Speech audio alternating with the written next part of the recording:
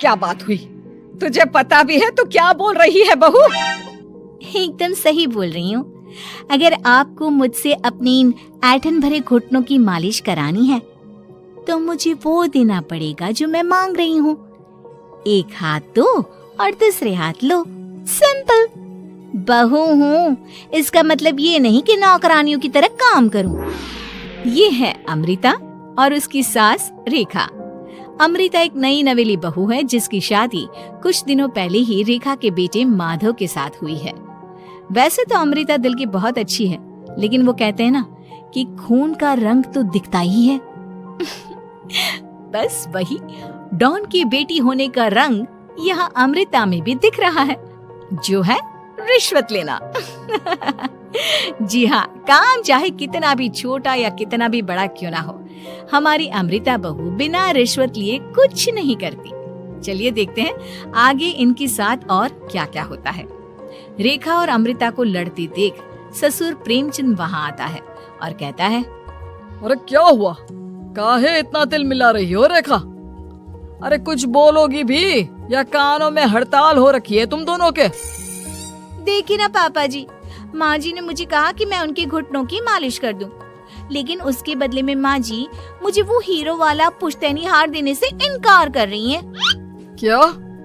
घुटनों की मालिश के लिए हीरो का पुश्तैनी हार कौन मांगता है बहू? पापा जी, आपको तो पता ही है ना, आपकी बहू कितनी सयानी है और कोई भी काम फ्री में नहीं करती। और अब शेखावत खानदान का आटा तो इतना भी गीला नहीं है कि अपनी बहू को हार ना दे पाए। क्यों माय डियर माँ जी? देखा आपने प्रेमचंद जी, ये अब मुझसे पुश्तैनी हार मांग रही है, कल को पूरा घर मांग लेगी। अरे जा जा, मैं खुद कर लूंगी अपनी मालिश। ठीक है, मुझे क्या। एंजॉय योर मालिश टाइम माँ जी। रात में जब पति महादेव दफ्तर से लौटकर घर आते हैं तभी कमरे में, अमू सुनो ना, मेरा वो लाल रंग का जो शर्ट है ना वो धो दो ना प्लीज।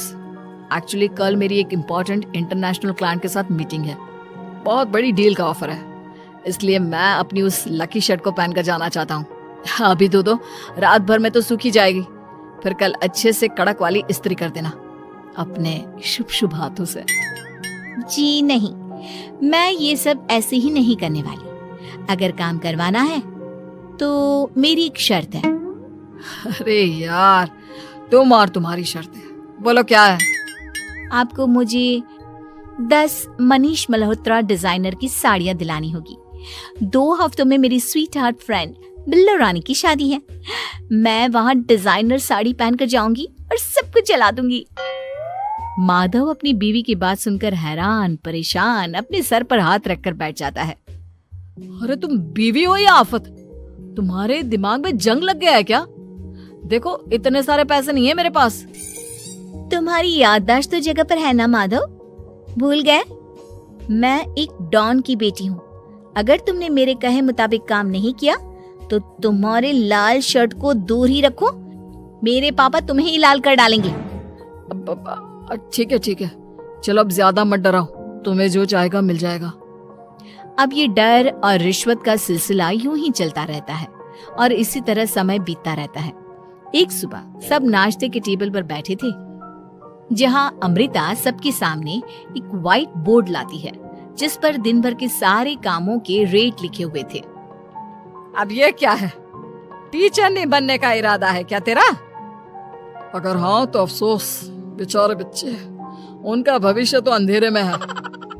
आप लोग बेकार की बातें बंद कीजिए और आंखें खोलकर ठीक से पढ़िए क्या लिखा है। ये आज के सारे कामों के रेट्स हैं। आलू पराठे, चाय, दाल, रोटी, चावल, सब्जी, हलवा, मिठाई, रसोई की सफाई, वॉशिंग मशीन में कपड़े धोना, ओखल में मसाले कूटना और माँ जी और पापा जी के अलमारी की सफाई करना। इन सब कामों की कुल मिला के जो रकम बनती है वो है ये 10,000 रुपए और माँ जी के लेटेस्ट लाए हुए सोने के झुमके भी। अमृता, तुम इंसान हो या हैवान? जरा तो दया करो हम पर। हे राम जी, उठा लो, अब ना देखा जाता ये सब। सच में पता नहीं कौन सा दिन था वो जब ये हमारे घर आई। महादेव, तेरे प्यार ने तो हमारा जीना दुश्वार कर दिया बेटा। दुनिया में बहुत रिश्वतखोर लोग देखे, लेकिन ऐसी रिश्वतखोर बहू पहली बार देख रहा हूँ जो अपने ही परिवार को लूटने में लगी है। बहू, तुझे पता है ना कि ऐसे रिश्वत मांगना गुनाह है। पापा जी, मैं कोई गुनाह नहीं कर रही हूँ। रिश्वत लेना बाहर की दुनिया में गुनाह है। मैं तो बस अपना हक मांगती हूँ। मेरी रिश्वत रिश्वत नहीं, मेरा शगुन है, नेक है।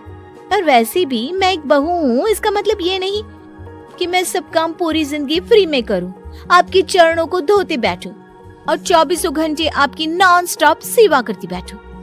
चलिए छोड़िए, नाश्ता और खाना चाहिए तो बोल दो जल्दी से, वरना मैं चली थिएटर। आज मेरे फेवरेट सलमान की पिक्चर रिलीज हुई है। इतना कहकर अमृता वहाँ से चली जाती है। इस बेवकूफ का जल्दी कुछ करना पड़ेगा। कुछ दिनों बाद घर में पूजा रखी थी और पूजा में 11 पंडितों का खाना बनाने के लिए कहा जाता है, वो भी नई बहू के हाथों से। देखो अमृता बहू, आज घर में पूजा है, 11 पंडितों को खाना खिलाना है। 56 भोग बना पाओगी? उन्होंने कहा है कि नई बहू के हाथों का खाना ही होना चाहिए, नहीं तो मैं रेखा को ही बोल देता हूँ। ओ कम ऑन पापा जी, खाना तो मैंने फ्री फंड में अपने घर में भी कभी ना बनाया, तो अब आपको क्या लगा कि पूजा का नाम लेकर आप मुझे अपनी झांसी में फंसा लोगे? अरे कल मुही, बस अब बस, पहले सुन भी ले क्या कह रहे हैं हम। तुम्हें जितने पैसे चाहिए, जितने तोहफे चाहिए, सब ले लेना, बस पूजा पाठ में कोई बाधा नहीं आनी चाहिए। ओहो, ये हुई ना समझदारी वाली बात। ठीक है, अब आप लोग निश्चिंत रहिए, मैं ऐसा खाना बनाऊंगी कि उन 11 पंडितों की 11 पुश्तें भी मेरे खाने के स्वाद को याद रखेंगी।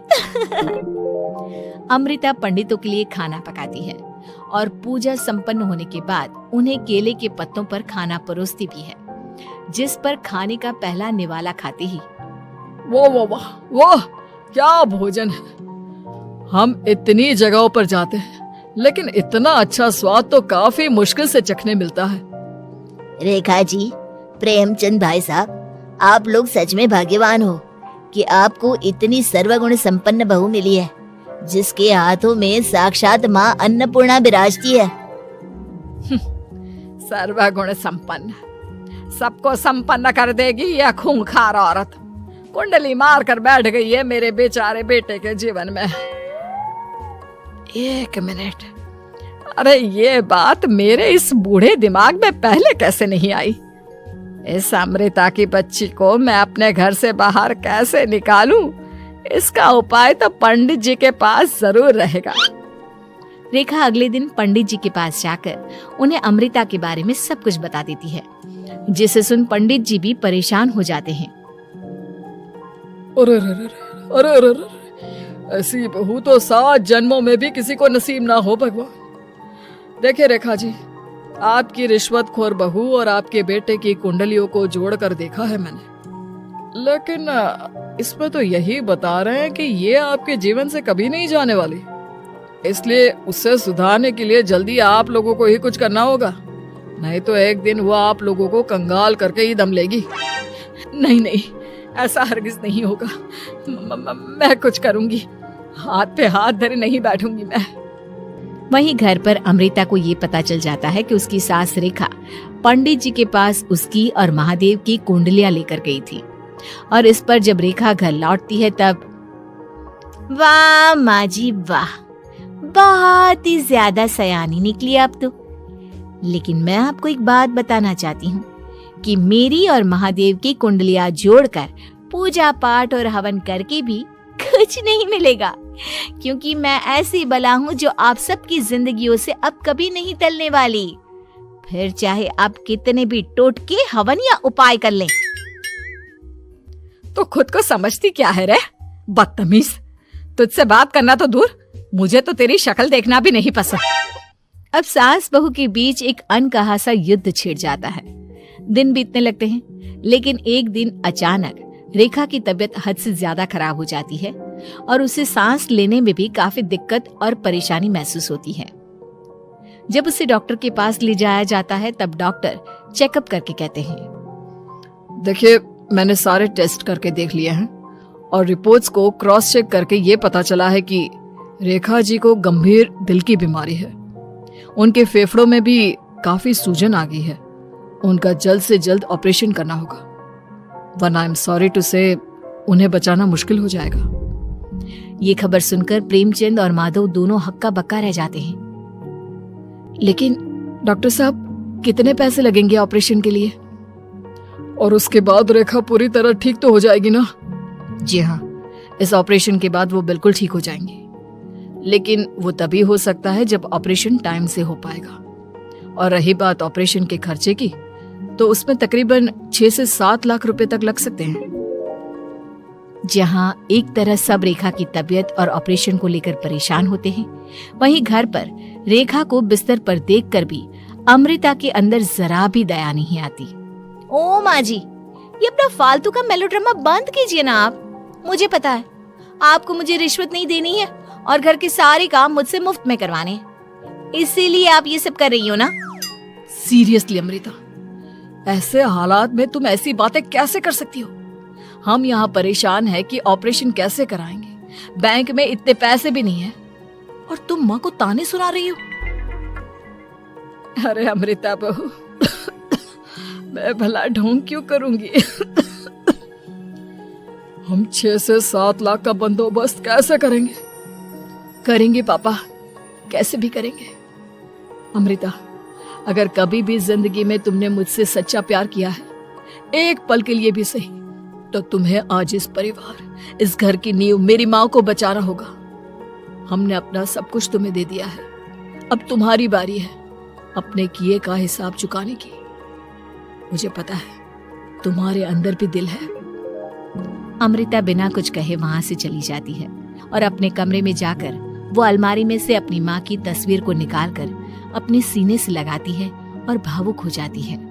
माँ, आपके जाने के बाद पापा ने ही मेरा ख्याल रखा, लेकिन उनकी वजह से ही मुझ में काफी बुरी आदतें भी आ गई। शायद मुझे इतना बुरा आपकी गैर मौजूदगी ने ही बनाया। मैंने कभी आपकी लोरी नहीं सुनी, आपकी गोद में नहीं सोई, आपके हाथों से अपने बालों की चंपी नहीं करवाई, क्योंकि वक्त से पहले ही आप मुझे यहाँ छोड़कर चली गई। लेकिन अब मैंने जितना भी इस घर से लिया है, उतना सूद समेत चुकाने की बारी आ गई है। अब मैं अपने रहते अपने प्यार को भी उसी दर्द से नहीं गुजरने दे सकती जो मैंने आपके नहीं होने से सहा है।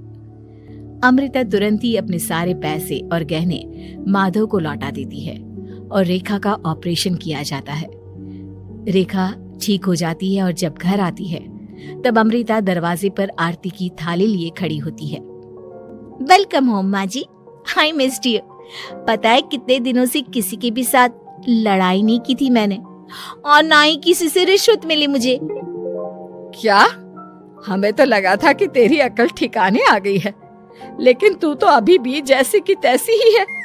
माँ जी, पूरी बात तो सुनिए। हाँ, ये सच है कि मैं रिश्वत लिए बिना नहीं रह सकती। लेकिन अब ना मेरी रिश्वत बदल गई है। अब मुझे हर काम के बदले छप्पी, अपनापन, प्यार और अपनी इस माँ का दुलार चाहिए।